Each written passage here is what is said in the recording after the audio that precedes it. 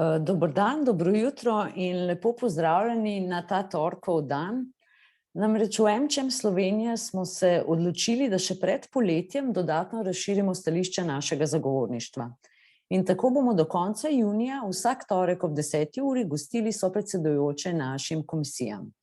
Danes sta z mano sopredsedujoča Komisije za zdravstvo in kakovost bivanja, Urša Lakner z podjetja Pfizer, in pa Janko Burgar z podjetja Cozy-Lab. Dobro jutro in lepo pozdravljena oba. Dobro jutro, lepo pozdravljeni vsi, ki naj poslušate. Dobro jutro. Naša tema pa je seveda zdravstvo. Zdravstvo, o katerem ne razmišljamo prav veliko, če teh storitev ne potrebujemo, pa vendar vsak pride do točke, ko mora poiskati zdravstveno ustanovo, čeprav si tega pač ne želimo zelo, ampak kar nekaj sprememb se nam obeta na področju zdravstva in prav zato, ker je zdravstvo tako kompleksen in velik sistem, smo se v MČEM Slovenija in v naši komisiji pred časom odločili, da popolnoma obnovimo naš dokument o stališčih. Prvi dokument o stališčih smo začeli pisati približno 6 let nazaj, malo potem, ko smo ustanovili komisijo v okviru MČEM zagovorništva, in po nekaj letih in po novih izzivih, ki jih je prinesla tudi pandemija, je bil čas, da ta dokument začnemo pisati na novo. Tako smo pred kakšnim slabim mesecem začeli komunicirati naš nov dokument in izhajamo pa nekako seveda iz dostopnosti zdravstvenega sistema in osredotočenosti na bolnika oziroma človeka. Zdaj, za začetek naše zdravstvo oziroma zdravstveni sistem, kot ga vidimo v MČEM Slovenija, nekako temelji na 5 temeljih. In če želimo, da je zdravstvo vzdržno, dostopno in solidarno, mora teh 5 temeljev delovati kot eno. Pa bi mogoče za začetek samo še vsem, ki nas poslušate in spremljate, delili našo shemo, kako mi vidimo slovensko zdravstvo, potem bi pa kar jaz začela mogoče s pogovorom in za začetek Urša vprašala. Urša, ko državljan razmišlja o zdravstvenem sistemu, sploh seveda o zdravstvenem sistemu v Sloveniji, se ustavi že pri razumevanju, kaj je državno, kaj je javno in kaj je zasebno zdravstvo. Sploh v luči tega, ker nova koalicijska pogodba, ki smo jo lahko prebrali vsaj delček, zajema tudi boj z dvoživkami. Torej, Urša, kaj je tisto državno, javno, zasebno zdravstvo? Hvala, Vida, za to vprašanje. Ja, velikokrat se srečujemo s tem terminom in celo slišimo nekje terminologijo javno je enako državno, kar seveda ni res. V naši komisiji se zavzemamo za to, da bi vzpostavili dober sistem javno-zasebnega partnerstva. Kaj zdaj to pomeni? Seveda se osredotočamo tudi na dobre prakse iz tujine, ki jih vidimo v zahodni Evropi. To pomeni, da dejansko državno zdravstvo, državne so inštitucije, državno zdravstvo so državni uslužbenci. Javno zdravstvo pomeni javna zdravstvena mreža, ki se financira iz javnih sredstev, v katero so lahko vključeni zasebniki, ki pa seveda zagotavljajo kakovost, kvaliteto obravnave, storitve in opremo takšno, kot je v državnih inštitucijah, in se povezujejo v javno mrežo. Torej, če se tako poenostavim, čisto vseeno je, kdo je lastnik same opreme ali prostorov, pomembno je, da so storitve enakovredno ovrednotene in vključene v javni sistem. Tako da ima pacient dostopnost ali v državno inštitucijo ali v zasebno inštitucijo, je enako kvalitetno vrhunsko obravnavan. Torej se ti nikakor ne bi strinjala s to tezo, da je samo državno zdravstvo tisto, ki zagotavlja res neko varnost, dostopnost in možnost tega, da vsak pride do storitev v zdravstvenem sistemu, kot nekako, bi jaz rekla, že ko se pogovarjam v svojem krogu, je nekako takšno razumevanje, da je državno zdravstvo tisto, ki zagotavlja res vsem dostopnost, absolutno lahko javno in zasebno gresta z roko v roki in zagotavljata pač dostopnost in kvaliteto storitev. Absolutno. Mislim, izkazalo se je, da samo izključno državno vodenje in upravljanje z vsemi sredstvi, ki jih zdravstvo potrebuje, ni najbolj učinkovito. Zato se seveda v komisiji zavzemamo tudi za bolj korporativno upravljanje. Ampak v celoti, kar tudi v državah, kjer je državno zdravstvo, ni na najvišjem nivoju, ni ta prave konkurenčnosti, ni sledenja rezultatov, dejansko izhodov zdravljenja. In zato se zavzemamo, da se tudi tisti posamezniki ali pa skupine posameznikov, ki so se odločili za neko samostojno pot, vendar zadoščajo vsem usmeritvam, ki jih določajo tako zdravniška zbornica kot ostale zbornice, torej da zagotavljajo neko kakovost, absolutno omogočajo hitrejšo dostopnost in to ne pomeni samo plačniško. To pomeni, da je še vedno to vključeno v ta javni sistem, za katerega plačujemo vsi zaposleni po tem našem tako imenovanem Bismarckovem modelu zavarovanja. Pravzaprav gre 95–96% financiranja zdravstva iz dejansko zaposlenih, torej tako od delodajalcev kot od zaposlenih oziroma delojemalcev. Iz proračuna gre dejansko 3–4% neposrednega denarja v zdravstvu. Sicer govorijo o povečanju proračuna za zdravstvo, ampak k temu se bomo vrnili bolj proti koncu. Zdaj, ko smo videli to našo shemo teh 5 temeljev, ki delajo zdravstveni sistem dostopen, kakovosten in pač v smeri s fokusom na človeka. Beseda, ki smo zdaj v zadnjih letih največkrat slišali, je digitalizacija, ki je ključna tudi za zdravstvo, in pa moč podatkov. Janko, kako pomembni so kakovostno zbrani podatki o bolniku in zakaj vse jih lahko uporabljamo? Zakaj je to tako pomembno, da so podatki na enem mestu in kakovostno zbrani? Ja, zdravo, Vida, Urška in vsi, ki nas tele spremljate. Podatki niso nekaj novega. Podatki obstajajo dolgo časa. Močno pa se spreminja seveda način zbiranja podatkov, hranjenja podatkov in pa obdelave teh podatkov. In tukaj je ta buzzword digitalizacija, ki je on top teh procesov danes, omogoča iz kakovostnih podatkov generirati informacije in seveda iz teh informacij uporabljati učinkovite metode, kako lahko tudi zdravstvo, pa tudi drugi sistemi, pa zdravstvo kot zelo pomemben podsistem našega življenja, bolj učinkovito služi, se pravi, zdravljenju bolnikov. Se pravi, pomembno pa je najprej sam zajem in tukaj digitalizacija in pa podatki pomenijo tudi, da podatki, ki so danes razmetani ali pa v bistvu na večjih lokacijah, seveda jih je spraviti potrebno v neko enotno strukturo, kar je eden izmed izzivov.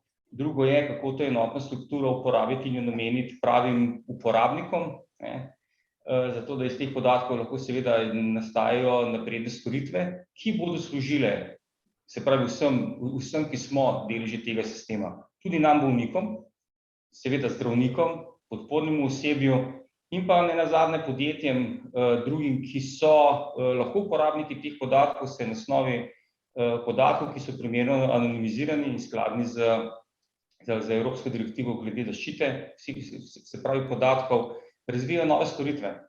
In tukaj Slovenija ima kar nekaj izzivov, podatkov pa tudi. In jaz mislim, da je to kar eno veliko polje napredka, ki lahko pomeni tudi izboljšave zdravstvenega sistema in nenazadnje tudi bistvene podcenitve. Seveda, investicije v zdravstveni sistem so potrebne, vendar napredne storitve v uporabi digitalizacije pa lahko pomenijo tudi pomemben napredek za bolnike in za cel zdravstveni sistem. Ampak zdaj ti že kar nekaj časa deluješ v zdravstvu, bil si tudi v državni upravi. Koliko časa po tvojem mnenju, čisto tvoje osebno mnenje, je potrebno, da se nekako podatke o enem bolniku, recimo o meni, spravijo na eno mesto? Se pravi, če bom šla jaz iz ene v drugo bolnico, da me bodo ti podatki sledili virtualno, ne pa z mapco v torbi. Ja, lejte, zelo pomembno je, ali imamo mi skrbnika na vrhu, skrbnika teh podatkov, v bistvu podatkov bolnika. In tudi zelo pomembno je, kdo je lastnik tega podatka. Pri nas lastnik tega podatka celo nisem jaz, ampak je sistem, kar je nenazadnje lahko okej, če sistem funkcionira. Po drugi strani imajo pa nekatere države, po katerih se zgledujemo, recimo Estonija, tam je lastnik podatka oseba sama in ima dejansko se pravi in dopusti uporabo teh podatkov pod sistemom v zdravstvu, In seveda je pa vsak posameznik tudi obveščen, kdaj in kdo na kakšen način do tega podatka dostopa. To je nekaj, kar v Sloveniji še ne poznamo. In jaz verjamem, da potrebujemo predvsem zelo jasno sliko in skrbnika on top, ne? In ker se pogovarjamo o javnem zdravstvu, jaz bi si zelo želel, da imamo v Sloveniji javno zdravstvo, ne državno. No, tako da in to mislim, da je vrednota, ki v Sloveniji imamo. No. In bi bil tudi vesel, da imamo na vrhu nekoga, ki bo organ, ki bo skrbnik teh podatkov in vrtel tudi politiko, na kakšen način se bodo ti podatki zbirali, dostopali in upeljevali. Tako da, kjer je volja, je tudi pot. Jaz mislim, da prav enostavno ni. Predvsem tudi zato, ker je ogromno podsistemov in različnih podatkovnih baz, ampak začeti je treba. No. In mogoče ima ta vlada ravno mandat, da v 4 letih se pa da že kaj narediti, ne samo koncept, ampak že konkretizirati in imeti enotne repozitorije podatkov na državni ravni. Mogoče je treba tudi malo okrepiti to zaupanje državi, da upravlja, ki ne bi bila skrbnik, da upravlja z našimi podatki. Ampak nimamo danes veliko časa, samo 30 minut, zato bi šla jaz kar na naslednji temelj, na vrednosti temelječe zdravstva oziroma value-based healthcare. Urša, kakšne so prednosti tega, če se tako lotimo? Value-based healthcare se zdi zelo tako znanstveno, če ne mogoče učeno, če ne mogoče bolj preprosto razložiš in kakšne so prednosti, če zdravstvo temelji na neki vrednosti. Ja, pri celotnem delu naše komisije se poskušamo zavzemati, da bi obvladovanje zdravstvene oskrbe v Sloveniji postavilo res bolnika v center. Torej, če vsakič, ko postavljamo neka taka, ne vem, pravila in naša izhodišča, se poskušamo postaviti mi sami. Vsi smo kdaj pa kdaj tudi bolniki, pa starejši, ko bomo, bolj pogosto bomo. In kaj si torej posameznik kot bolnik želi? Danes veliko govorimo o čakalnih vrstah, se pravi, en problem je, želim priti čim hitreje do zdravnika. To je stvar tudi organizacije. Potem pa, ko sem že enkrat obravnavan, pa seveda želim, da bom s popolnim zaupanjem verjel, da bo torej moja oskrba popolnoma na vrhunski ravni, kvalitetno oskrbovana, hitro oskrbovana, z vsem možnim, kar je dostopno v državi.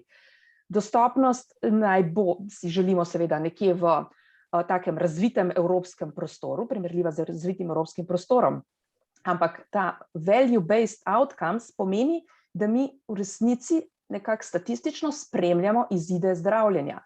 In pri tem vemo, da pač to omogoča seveda boljšo preglednost, večjo učinkovitost, boljšo obvladljivost stroškov. Danes je pravzaprav plačilo storitev formirano, bom rekla, že staro 30 let in več. Tako da smatramo, da bi se tukaj tudi sredstva, ki so na voljo, lahko bistveno bolj učinkovito porabljala.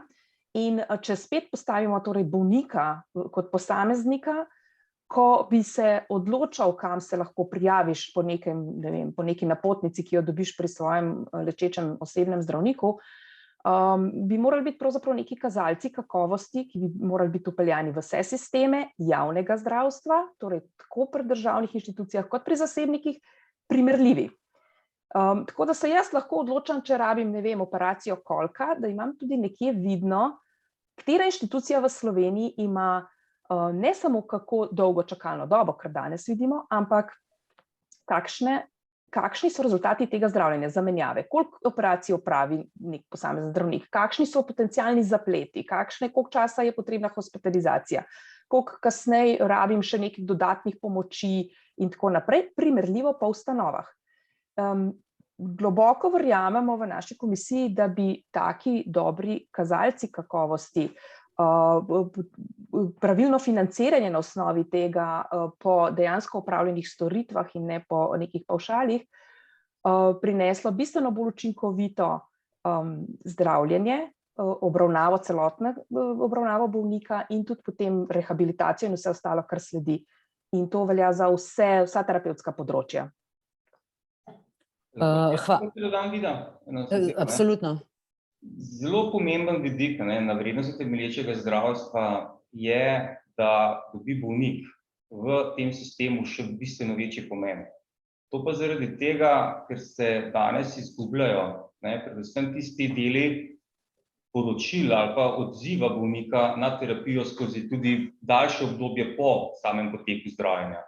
Se pravi, PROMS-i, patient-related outcomes, so nekaj, kjer posamezniki posamezne branže že zbirajo, so pa bolj redkost in predvsem se ne zbirajo na sistematičen način in predvsem se ne zbirajo na način, kjer bi te podatke, ko smo bili ravno prek digitalizacije podatkih, uporabili na napreden, se pravi kot nek napreden sistem za to, da napreduje zdravstvo, da napredujejo zdravniki, da napreduje terapija in da nenazadnje lahko omogočajo, pa ne primerjavo, ampak vzajemno učenje primerljivih pristopov po različnih zdravstvenih ustanovah v Sloveniji, recimo, in tudi primerjavo v svetu.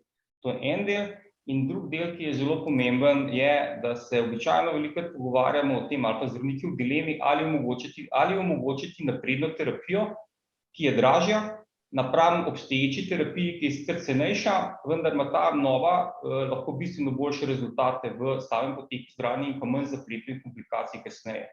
Na ta del in pa odgovore na ta vprašanja pač pa daje na vrednosti temelječe zdravstvo, kajti lahko se pokaže, da sicer v osnovi dražja terapija pomeni bistveno, bom rekel, večplastni pozitiven učinek. Če rečemo samo cena, strošek, ki ga zaznava zdravstveni sistem, po drugi strani pa še tisto, kar je bistveno bolj vredno, bolnik se po sami terapiji bistveno hitreje vrne v normalno življenje, ima manj stranskih težav, stranskih učinkov. Je pa res, da osnovna cena, ki jo pa zavarovalnica opazuje, ali pa skrbnik zdravstvenega sistema ministrstvo, osnovna cena je pa višja.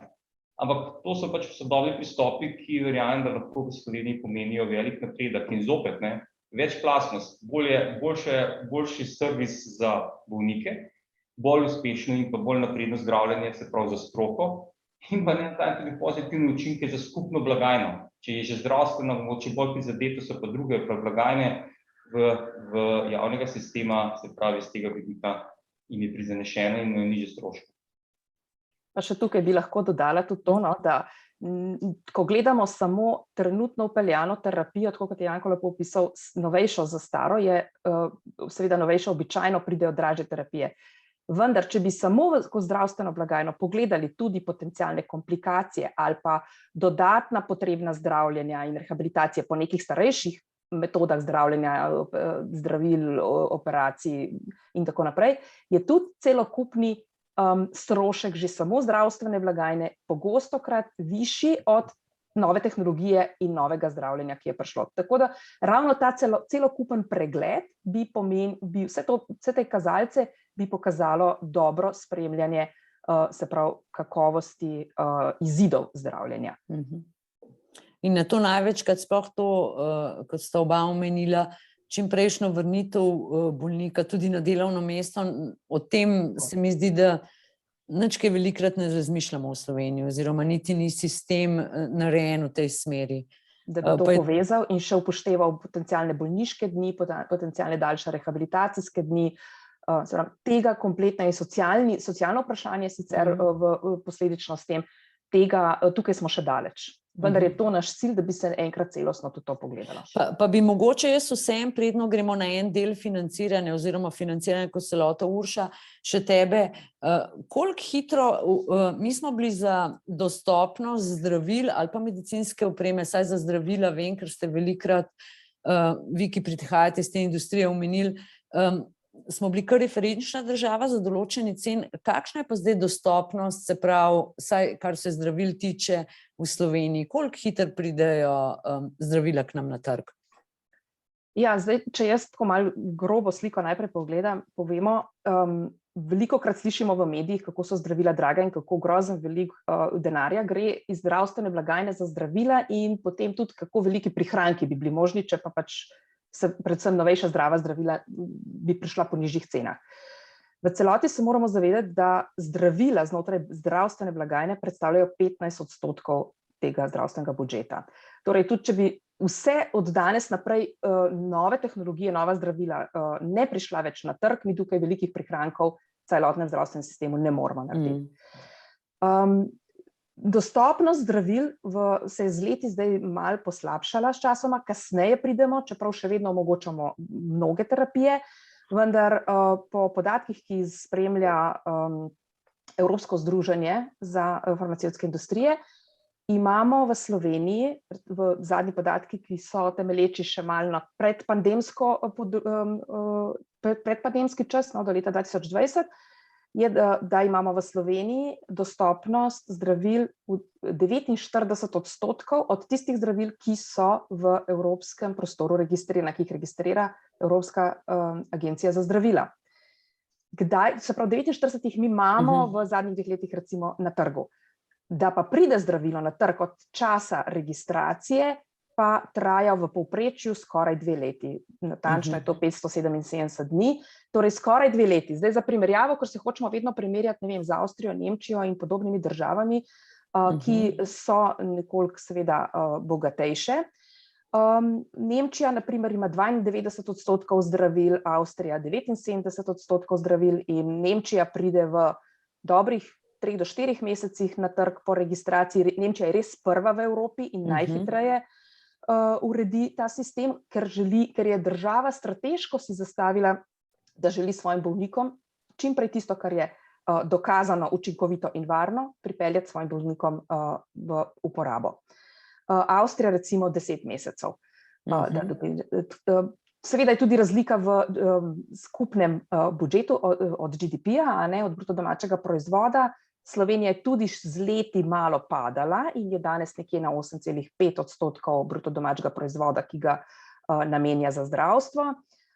Cilj v Evropi, kar je Evropska komisija zdaj zastavila, je 10%. To bi bilo nekako zmerno za cilj, tudi seveda se moramo zavedati, da je Evropa v celoti starajoča se populacija in Slovenija tukaj prednjači tudi v Evropi v tem kontekstu. Avstrija recimo 10% namenja, Nemčija 11,5%, Francija 11% in tako naprej. Skratka, cilj mora biti tukaj tudi nekako v državi dejansko, in to je zelo pomemben podatek za novo vlado, kam želimo usmeriti naše finance in zavedajoč se stanja v državi starajoče se populacije, ali želimo več bruto domačega proizvoda namenjati res v zdravstvo ali v kakšne druge segmente. Ja, če sem jaz pravilno prebrala, naj bi se zdaj po novem namenilo 12% GDP-ja za zdravstvo.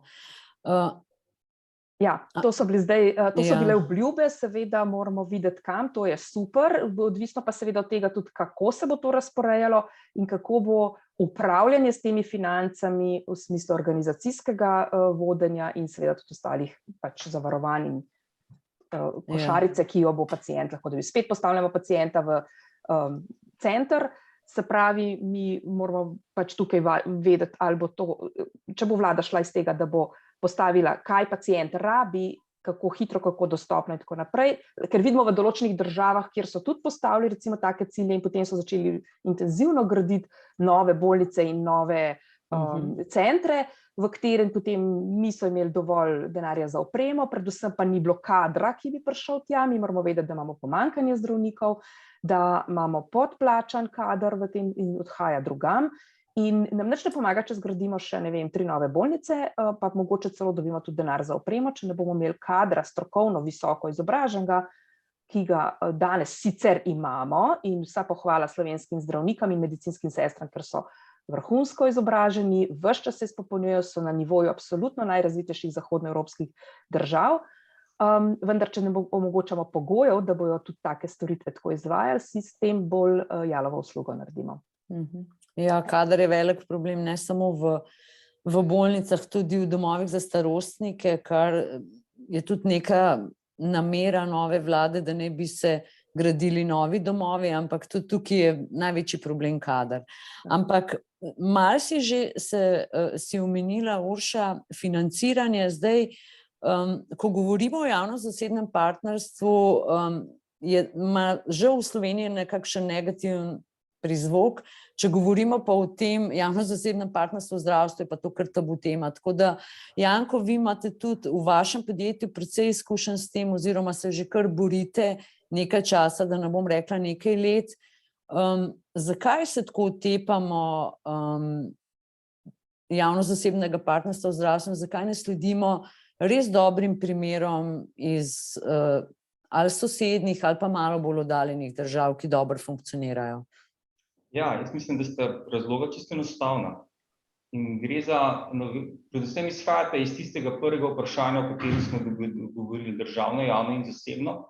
In mi nekako zelo težko, se pravi, jaz mislim, da vrednota, ki jo javno zdravstvo v Sloveniji predstavlja, je izredna.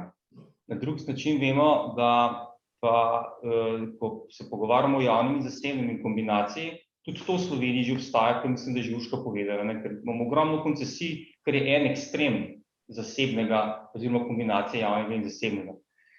Zakaj se pa kakšnih drugih stvari ne prime, pa predvsem izhaja iz dveh stvari. Eno je pomanjkljivo znanje, razumevanje in iz tega ven izhaja strah. In zaradi tega pač Slovenija nima praktično drugih oblik javno-zasebnega partnerstva v zdravstvu, razen kakšne energetske obnove bolnic, kakšnega takega zelo tradicionalnega, kar težko rečemo zdravstvo, ampak je bolj gradnja. In tukaj se mi zdi, da obstaja veliko polje, kako lahko bogatimo vlaganje države, javnih sredstev iz proračuna z zasebnimi vlaganji in poleg teh zasebnih vlaganj seveda ne pride zgolj samo denar, to je tako kot v neka start-up podjetja, z denarjem ne pride samo denar, z financiranjem ne pride samo sredstva, ampak tudi druge kompetence, kar pomeni, da s tem denarjem bi definitivno lahko obogatili načine upravljanja, zdravnikom pustili, da delajo tisto, kar delajo najbolje, to pa je zdravijo, in seveda omogočili inštitucijam, da se posodabljajo, gradijo sodobne objekte, sodobno tehnologijo, omogočajo napredno terapevtiko.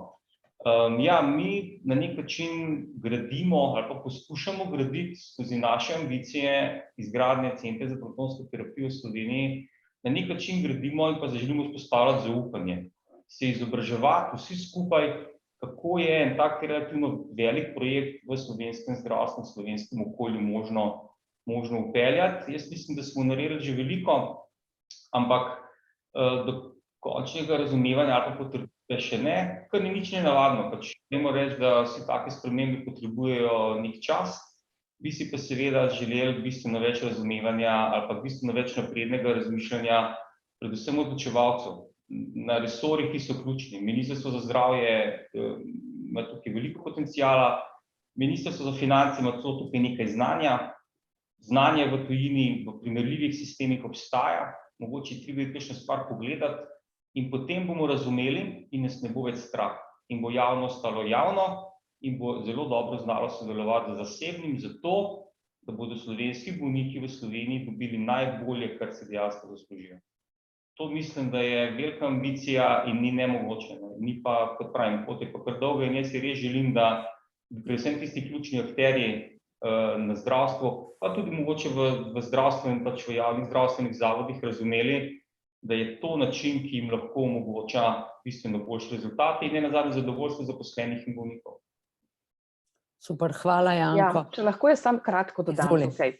Jaz bi želela, da naša nova vlada nekako zave, da je zdravstvo gospodarska panoga, v kateri je zaposleni preko 31,000 delavcev, ki so v glavnem visoko izobraženi, in da je to v bistvu torej ureditev financiranja v tako pomembno gospodarsko panogo je izključnega pomena in se mora nekako tretirati kot investicija, ne kot strošek. In tukaj mislim, da bistveni premik v gledanju na financiranje zdravstva potreben.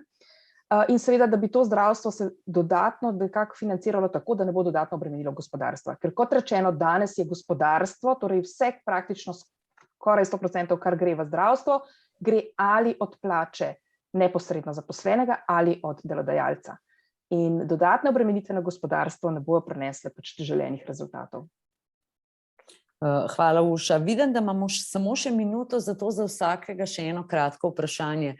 Urša, glede na to, da prihajaš iz Pfizerja, ki nas je nekako rešil, vsaj jaz tako na to gledam, 2 leti, dobri 2 leti sta, odkar se je začela pandemija, kaj se nam obeta za jesen? So pozitivne napovedi, negativnih raje ne deliti z nami? Seveda, to je vprašanje za $1 milijon, čist zares. Zelo smo vsi veseli, da seveda smo danes odprti in da se lahko družimo in da smo ponovno nekako nazaj v eno tisto prejšnje, recimo malo drugačno, vendar bolj socialno življenje. Seveda je to preneslo neke takele možnosti povezav, kar je tudi v redu, vendar se moramo hkrati zavedati, da pandemije tudi slučajno ni konec. In da so določeni konci sveta, kjer se nove variacije virusa pojavljajo, določeni predeli sveta se zelo intenzivno zapirajo spet, seveda so tukaj malo te vladne politike različne, vse na koncu temelji na reševanju življenj. Mi se moramo zavedati, nam je to všeč ali ne, in ko vlada naredi take uredbe, leva, desna, sredinska, čisto vseeno katera, gre v osnovi za razmišljanje za reševanje življenj. Torej, dejansko pričakovanja so, virus ni izginil, tako čisto simpel rečeno, virus še vedno obstaja in virus, dokler živi, mutira. Torej, virus še naprej mutira, trenutno se pojavljajo neke nove različice omikrona, ki so najmanj tako hitro se razširjajo, kot so se pretekle. Kako intenzivno in težje oblike bolezni bojo povzročale, se še ne ve, so še zaenkrat v zametkih, vendar so tudi že v Evropi. Tako da, bom rekla, po priporočilih WHO, Svetovne zdravstvene organizacije, se pričakuje na jesen, ko se ponovno bolj zapiramo, spet večje število okuženih in s tem seveda pri rizičnih bolnikih večje število hospitaliziranih in potencialnih smrti. Kako se bojo pa potem vlade odločale naprej za zaprtja ali ne zaprtja, pa seveda nima več faktor samo reševanje življenj, kar bo sicer primarnega pomena, ampak tudi reševanje gospodarstva in ostalih panog v državah. Tako da ni enostavnega odgovora tudi za vse vlade po svetu in vključno z našo novo vlado. Ja, Urša, najlepša hvala. Janko, zate pa vprašanje, katero državo bi izbral? Veliko verjetno zdravstvenih sistemov si imel priliko videti od blizu. Katero bi ti vzel za en vzor? Težko je, da vse optimalno funkcionira v neki državi, ampak katera je bila za tebe vzor in bi poskušal v Sloveniji narediti podoben sistem, zdravstveni? Slovenija je veliko podsistemov prenesla in kopirala, povzdrževala od severne sosede, se pravi Avstrije. Jaz mislim, da ni treba iti daleč. Pojdimo tja, pogledamo, na kakšen način so oni transformirali svoje javno zdravstvo in so ga transformirali v javno zdravstvo na zelo pameten način. Edino mene je malo strah, ko greste tja, pa vprašate, koliko časa je to trajalo. Trajalo je tam 17 let, da so zgradili celo zgodbo in imeli dolgoročno politiko države in zavest, družbeni konsens, da pot, po kateri gredo, je prava. In da danes, ne vem, ko se vprašam in ko vprašate Slovenca, katero državo ima za zgled, pogleda po severu, pa se tam cedi med in mleko, vse ni vse najboljše.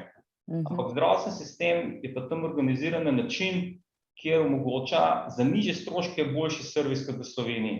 Zdaj, kaj se je vmes zgodilo, pa jaz verjamem, pojmo še mogoče skupaj kdaj tja kaj pogledati, se naučiti in poskušati te dobre prakse ne kopirati, ker jih ne gre, ker običajno so podsistemi zahtevni, ampak vsaj prenašati na smiseln način v Slovenijo.